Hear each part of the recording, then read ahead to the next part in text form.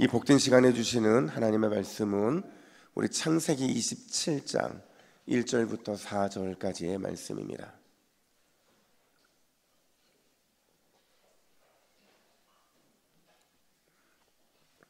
창세기 27장 1절부터 4절까지의 말씀, 우리 한 절씩 교독해 읽겠습니다. 이삭이 나이가 많아 눈이 어두워 잘 보지 못하더니 맏아들 에서를 불러 이르되 내 아들아 하매 그가 이르되 내가 여기 있나이다 하니 이삭이 이르되 내가 이제 늙어 어느 날 죽을는지 알지 못하니 그런즉 내 기구 곧 화살통과 활을 가지고 들에 가서 나를 위하여 사냥하여 내가 즐기는 별미를 만들어 내게로 가져와서 먹게 하여 내가 죽기 전에 내 마음껏 내게 축복하게 하라. 아멘. 할렐루야. 우리 함께 인사하겠습니다. 은혜의 지배를 받읍시다. 우리 한 번 더 인사합니다. 성령의 지배도 받읍시다. 성령의 지배도 받읍시다. 아멘. 여러분, 한 가지 양해를 좀 구할게요. 제 목소리가 좀 약간 맹맹하죠? 예, 감기를 다스리지 못해서 지금 맹맹한데 여러분 이해해 주시고, 이렇게 맹맹할 때 은혜 받는 비결이 뭘까요? 예, 잘 집중해 주시고 작은 요청에도 아멘으로 화답해 주시기를 부탁드리겠습니다. 예, 요 톤을 끝까지 이어 주셔야 돼요. 아셨죠? 성 프란시스라는 책에 보면 이런 이야기가 등장을 합니다. 이 주인공 성 프란시스가요, 어릴 때 매우 유복하게 자랐다고 해요. 근데 어느 날 이제 마을에서 성극 공연이 있어 성극 공연을 보게 됐는데 이 연극을 통해서 너무 은혜를 받은 거예요. 여러분, 아들이 은혜를 너무 크게 받으니까 그 어머니의 마음이 어떻겠어요? 너무 기뻐서 그냥 공연했던 사람들에게 찾아가서 그냥 입은 모습 그대로, 그 분장한 모습 그대로 우리 집에 와서 만찬에 참여해 줄 수 없겠냐고 요청을 했고, 그 요청을 받아들이게 됐어요. 그래서 집에서 아주 성대한 잔치가 벌어졌는데 이 성 프란시스의 눈에 아주 당황스러운 장면이 연출이 되는 거예요. 그게 뭐였냐면, 분명히 공연을 할 때 겉모습은 예수님이었고 변함이 없어요, 지금도. 그리고 예수님의 제자들이었는데 그들이 그 옷을 입고 그 분장을 한 상태로 이 술에 취해가지고 주정을 부리고 있더라는 거죠. 그러니까 프란시스가 화가 나서 따집니다. 아저씨는 분명히 예수님이셨잖아요. 그런데 어떻게 술에 취해 있는 겁니까? 이렇게 술에 취해도 되는 겁니까? 이 말을 듣자 그 배우가 뭐라고 대답을 했냐면, 얘야, 그건 연극이었잖아. 너는 연극과 현실을 왜 구별을 못하는 거니? 근데 그 말을 듣고 더 화가 났다는 거죠. 여러분, 신앙생활이 뭘까요? 신앙생활이 연극일까요? 아니면 실제일까요? 그렇죠. 신앙생활은 절대로 연극이 될 수가 없어요. 무조건 실제인 거죠. 왜냐하면요, 우리 삶의 은밀한 중에 보시는 우리 하나님 아버지가 다 보고 계시기 때문인 줄로 믿습니다. 그분이 보고 계시지 않는다면 우리는 연극할 수 있어요. 하지만 그분이 보고 계시기에 은밀한 모든 것을 보시는 그분 앞에서 우리는 연기하며 살 수 없는 거라는 거죠. 그래서 영국의 신학자 F.F. 브레스가 뭐라고 말을 했느냐, 우리 함께 같이 한번 읽어볼까요? 시작. 숨기고 싶은 유혹을 받을 때 보여주어야 하고 보여주고 싶은 유혹을 받을 때 숨겨야 한다. 여러분, 무슨 말인지 이해가 되셨죠? 숨기고 싶은 유혹을 받는다는 것은 내 안에 악행이 있다는 거죠. 죄가 있다는 거죠. 그럴 때일수록 더 숨기지 말고 보여주어야 하고, 또 보여주고 싶을 때라는 건 뭐냐면 내 안에 선행이 있다는 거예요. 그럴 때는 오히려 숨겨야 한다. 이게 우리 그리스도인의 삶이 되어야 된다는 거예요. 저는 야곱의 이야기를 접할 때마다 늘 딜레마에 빠지는 게 있어요. 그게 뭐냐면, 도대체 이런 야곱의 이야기가 왜 성경에 등장하는 걸까 하는 거죠. 여러분, 그렇지 않습니까? 오늘 본문, 이 본문의 내용이 꼭 성경에 등장해야 된 이유가 뭘까요? 우리가 읽진 않았지만 27장 전체를 보면요, 이 속이려는 야곱이 등장을 합니다. 그리고 속지 않으려고 하지만 결국 속는 이삭이 등장을 합니다. 또 속는 일에 적극적으로 아들을 돕고 있는 리브가가 등장을 하고요, 맨날 속고 또 속고 너무나도 속는 일에 허술한 에서가 등장을 하더라는 거죠. 여러분, 이렇게 속고 속이는 문제가 보통 어디에서 일어나는 일들이에요? 세상에서 일어나는 일들이잖아요. 누군가를 속여야 되고 누군가를 망가뜨려야 되고, 이런 지저분한 이야기는 다 세상 이야기인데 이 이야기가 꼭 성경에 등장해야 되는 그 이유가 뭐냐 하는 거예요. 차라리 이렇게 말해줬으면 좋겠어요. 이건 연극이야. 연극인데 이 현실과 구별을 하지 못하는 것, 그게 문제야.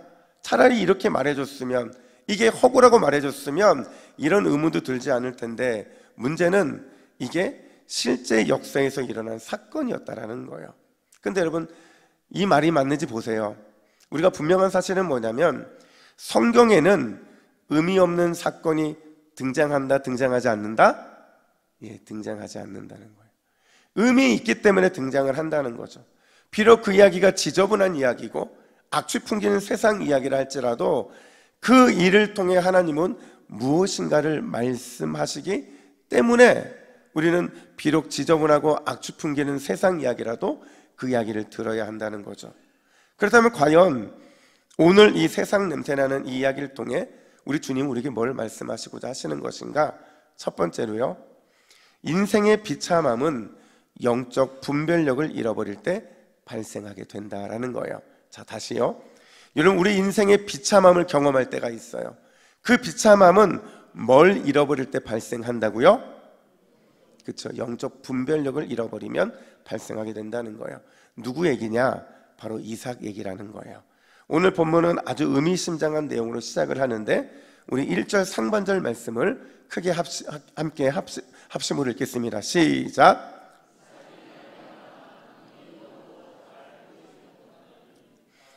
예, 1절에 보면 이삭이 나이가 많아서 눈이 어두워 잘 보지 못한다, 이렇게 말해요. 시간이 많이 흘렀던 것 같아요. 우리가 이거 야곱과 에서의 문제에 집중하다 보니까 26장은 다룰 이유가 없어서 제가 뺐는데요, 26장과 27장 사이에 약 한 27년 정도의 시간이 흘렀다, 이렇게 말을 합니다. 그러니까 어느 정도 시간이 흘렀냐면 아마도 이삭이 나이가 적지 않은 나이가 된 거예요. 그래서 계산을 해봤더니 지금 이 본문의 배경에 이삭의 나이가 몇 살이냐? 130대 중반이더라는 거죠. 와, 놀라지도 않네요. 예, 130대 중반이었다는 거예요. 여전히 놀라지 않으세요? 근데 여러분, 이때 이삭의 모습을 오늘 본문에서는 나이가 많고 눈이 어두워서 잘 보지 못한다, 이렇게 평가를 합니다. 근데 여러분, 우리가 여기서 주목해야 되는 게 뭐냐? 이 나이가 많고 눈이 어두웠다는 게 과연 그의 단적인 육체적인 나이를 가리키는 걸까요? 아니면 이삭의 나이가 많고 눈이 어둡다는 게 단지 그의 생물학적인 나이 그 이상을 말하는 걸까요? 당연히 그 이상을 말하는 거겠죠.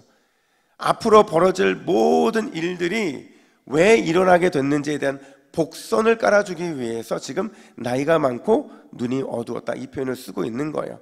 요약하자면 이런 거죠. 여러분, 앞으로 이뤄질 모든 일들이요, 나이 많고 눈이 어두운 이삭 때문에 벌어진 일이라는 걸 말해주는 거예요. 영적인 상태를 말해주는 거죠.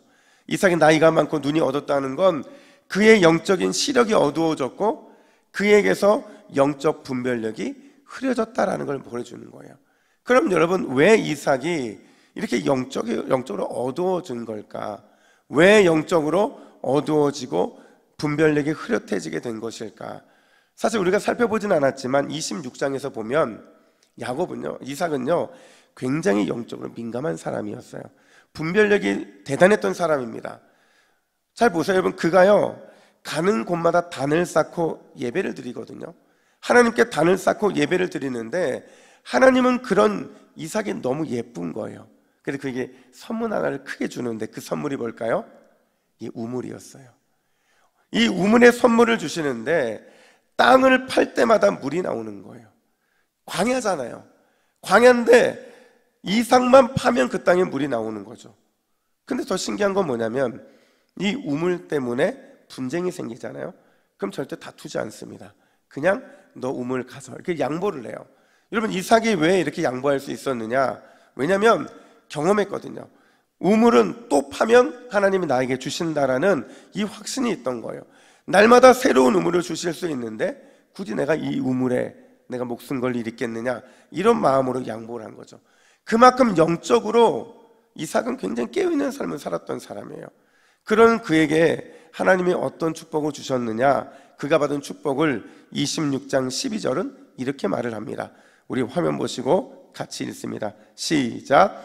이삭이 그 땅에서 농사하여 그 해에 100배나 얻었고 여호와께서 복을 주심으로 그 사람이 창대하고 왕성하여 마침내 거부가 되어. 여러분 잘 보세요. 이삭이 100배나 받았대요. 복을 주셨고요, 또 창대했고 왕성하여 마침내 뭐가 됐대요? 예, 거부가 됐다, 이렇게 말을 해요. 그러니까 누가 보더라도 이삭은 하나님 앞에서 깨어있는 삶을 살았던 사람이거든요. 그런 그에게 하나님은 감당할 수 없을 만큼의 어마어마한 복을 주신 거예요. 그런데 여러분, 갑자기 그런 깨어있던 신앙인이, 영적으로 민감했던 그 예배자가 아주 하루아침에 영적인 분별력을 다 잃어버리고 말았다는 거죠. 그 이유가 무엇이냐? 저희가 이 야곱과 에서 이야기를 시작하면서 첫 번째 주에 다뤘던 이 말씀인데, 여기에 바로 힌트가 있어요. 25장 28절 말씀, 우리 같이 한번 읽어볼까요? 시작.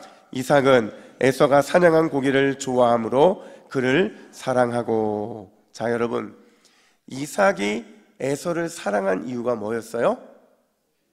예, 그의 사냥한 고기 때문에 좋아했다라는 거죠.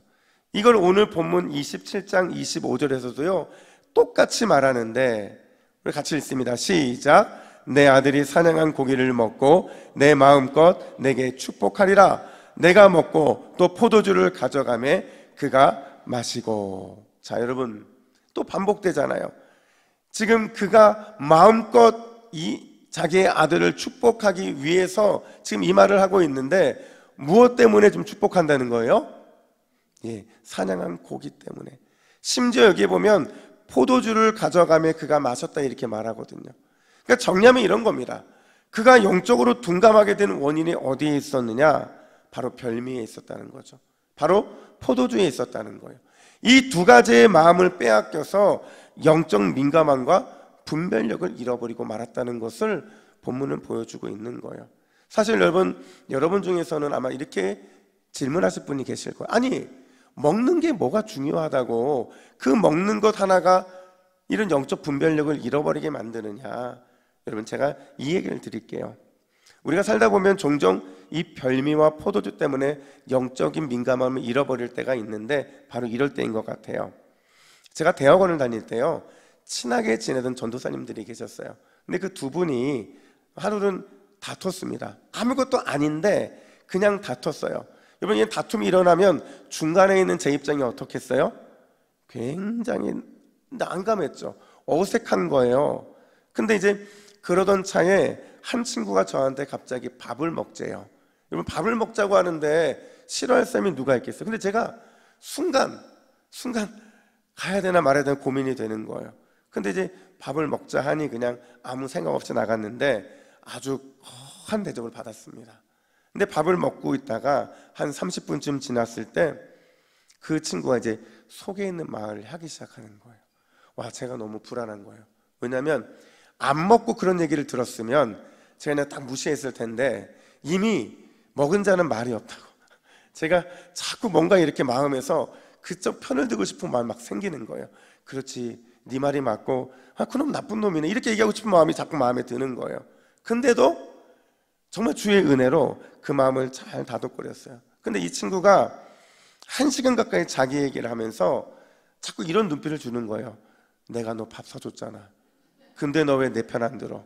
내가 밥 사줬잖아. 너 내 편 들어야지.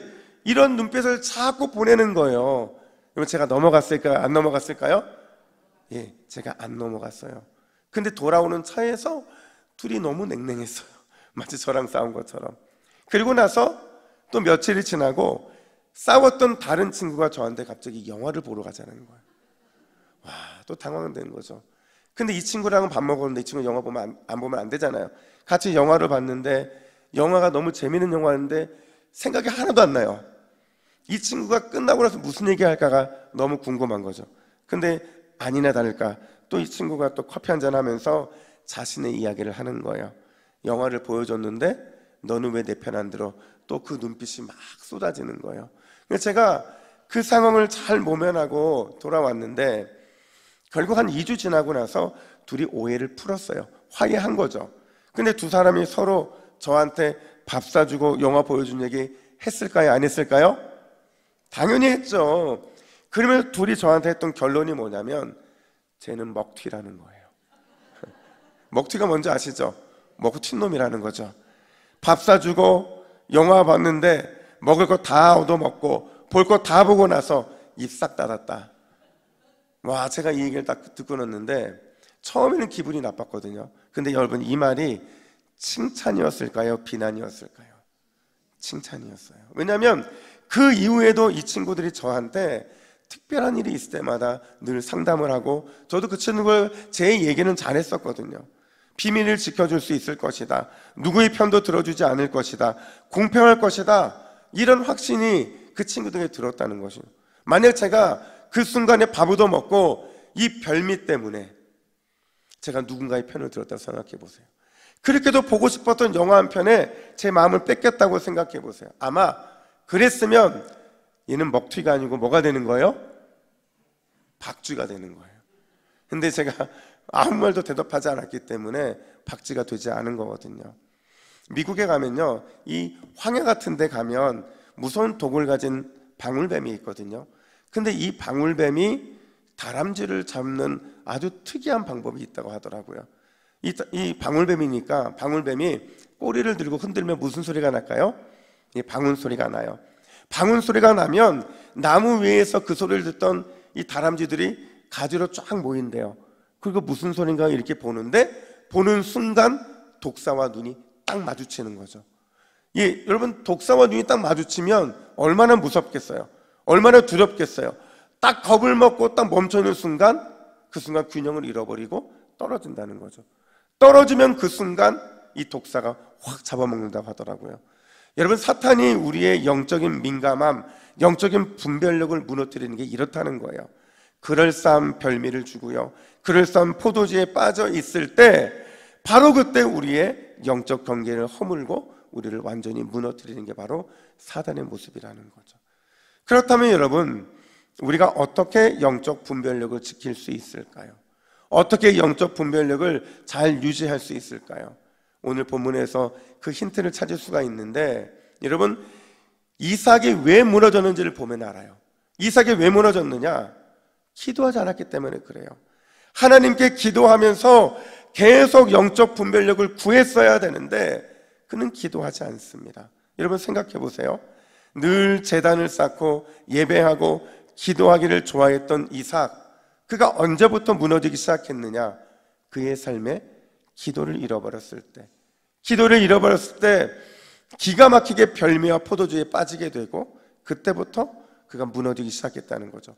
사실 기회는 너무도 많았어요. 자신의 가족을 영적으로 안전하게 지켜줄 수 있는 기회도 있었고요, 하나의 공동체로 만들 수 있는 기회도 있었어요. 근데 그 모든 것들을 다 걷어차죠. 보세요. 어떤 아들에게 축복 기도를 해야 되는지, 여러분, 이삭이 기도했어야 될까요? 기도하지 않아도 됐을까요? 당연히 기도했어야 되죠. 자기 눈앞에 있는 이 아들이 자기가 축복하고 싶었던 그 아들이 맞는지 의심하는 순간에 그는 기도했었어야 된다는 거예요.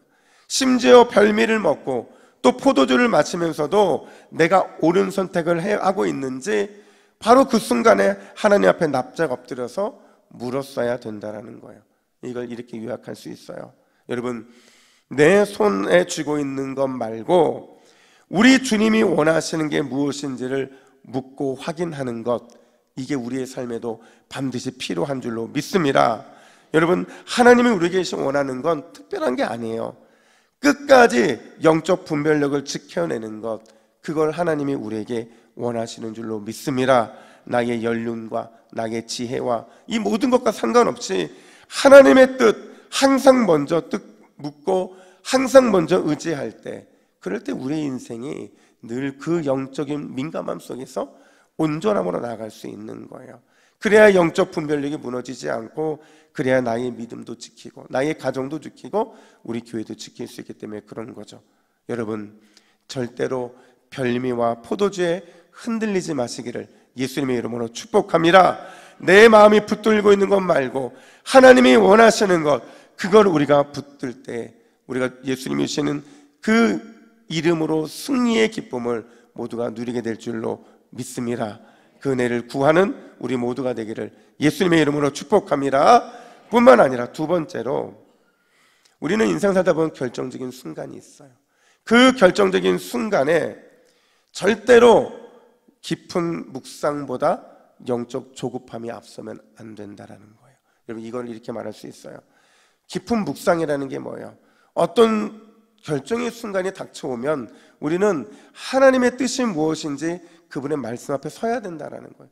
그 말씀 앞에 서서 주님의 뜻을 묵상하지 않으면 반드시 우리에게 찾아오는 증상이 있는데 그게 바로 영적 조급함이라는 거죠. 우리 4절 말씀을 같이 한번 읽어볼까요? 4절입니다. 시작.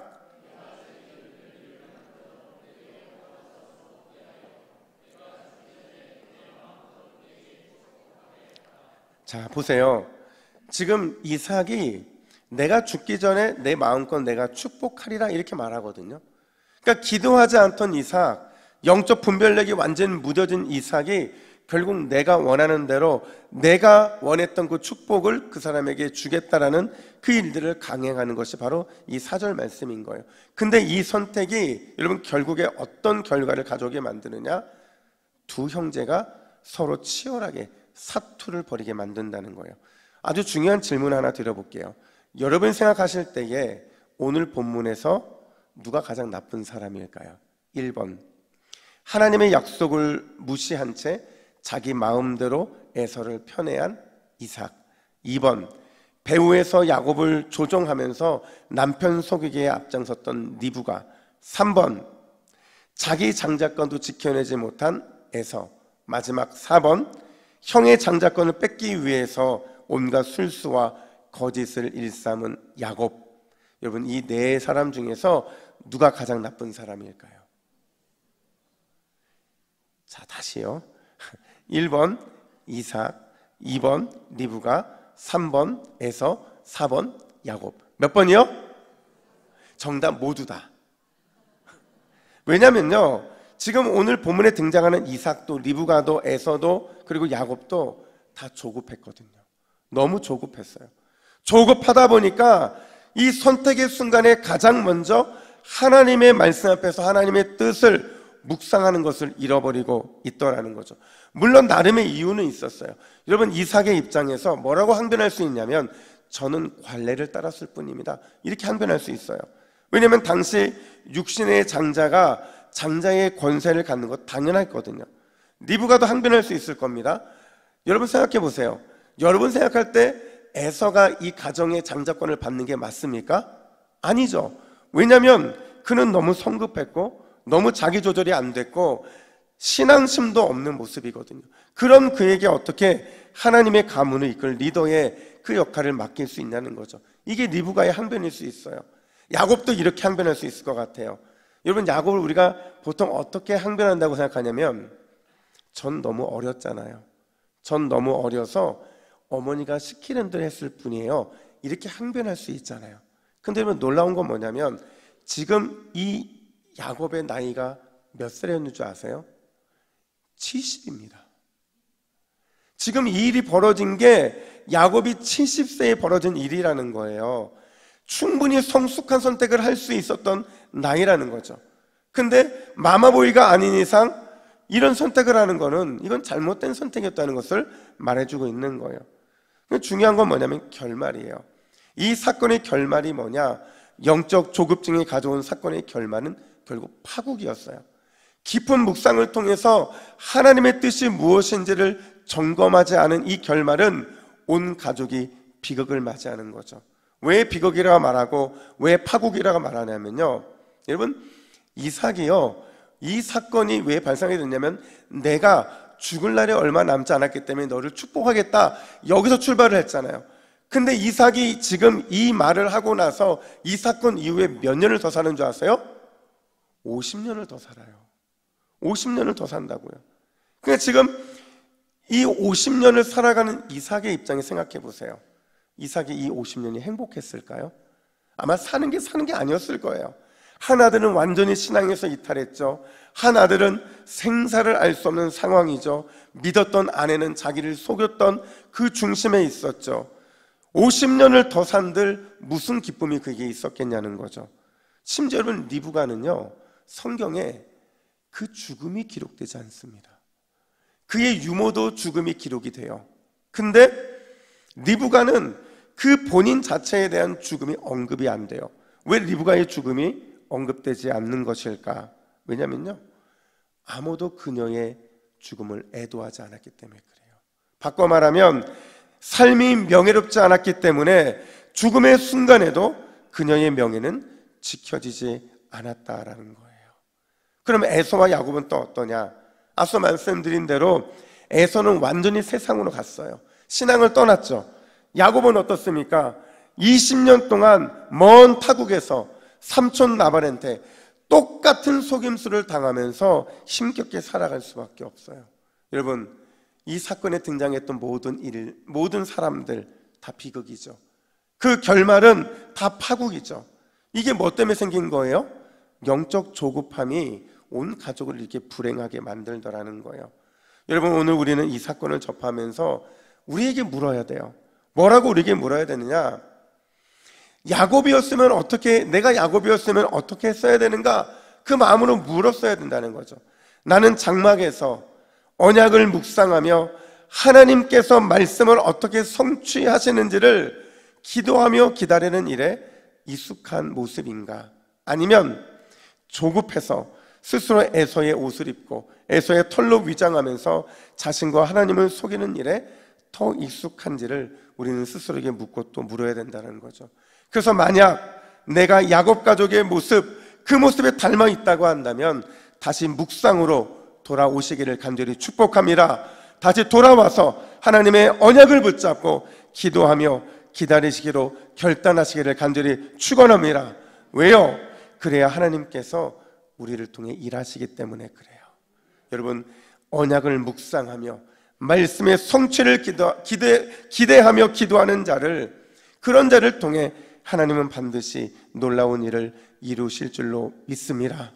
오늘 말씀을 마치면서 제가 국민일보 겨자씨를 참 자주 보는데 여기에 보면 이런 글이 실린 적이 있어요.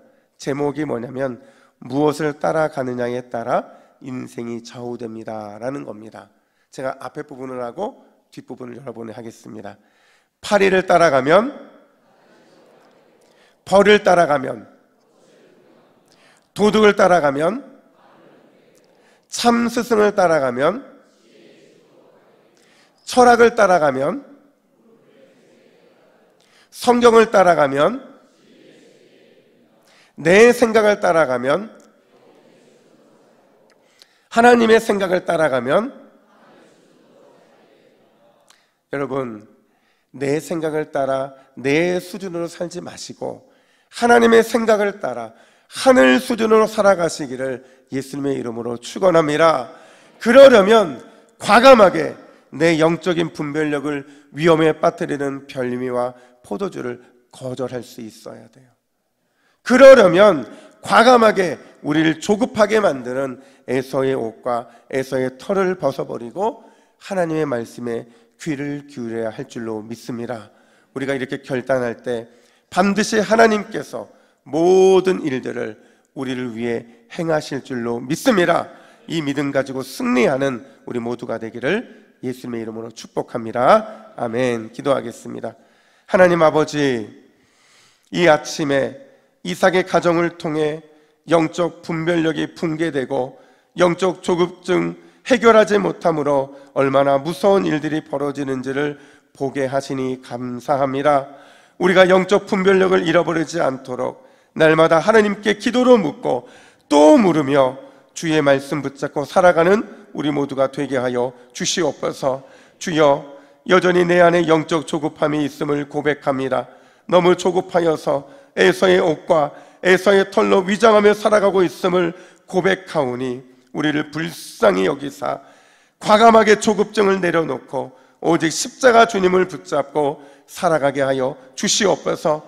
이번 한 주 우리의 삶이 내 생각을 따라 내 수준으로 살아가는 삶이 아니라 하나님의 생각만을 따라 하늘 수준으로 살아갈 수 있도록 우리를 붙잡아 주시옵소서. 이 모든 말씀 우리의 참 소망이 되신 예수 그리스도의 이름으로 기도하옵나이다. 아멘.